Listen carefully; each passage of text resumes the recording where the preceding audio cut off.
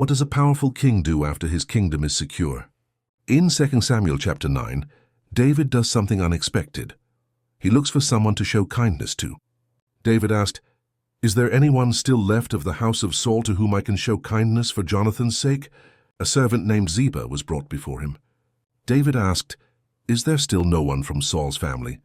Ziba replied, "There is still a son of Jonathan. He is lame in both feet."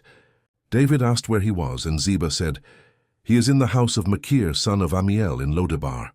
So King David sent for him. Mephibosheth, the son of Jonathan, son of Saul, came to David and bowed low. David said, "Mephibosheth," he answered, "I am your servant." "Do not be afraid," David said. "I will surely show you kindness for the sake of your father Jonathan. I will restore to you all the land that belonged to your grandfather Saul, and you will always eat at my table."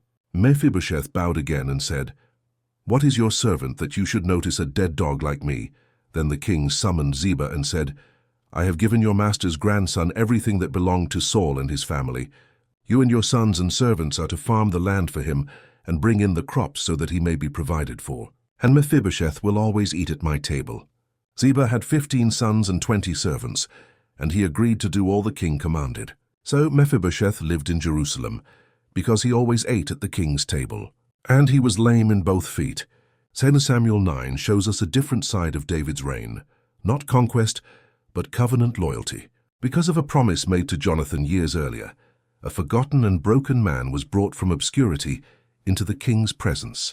Next comes 2 Samuel 10, where David's kindness is misunderstood and leads to war with the Ammonites.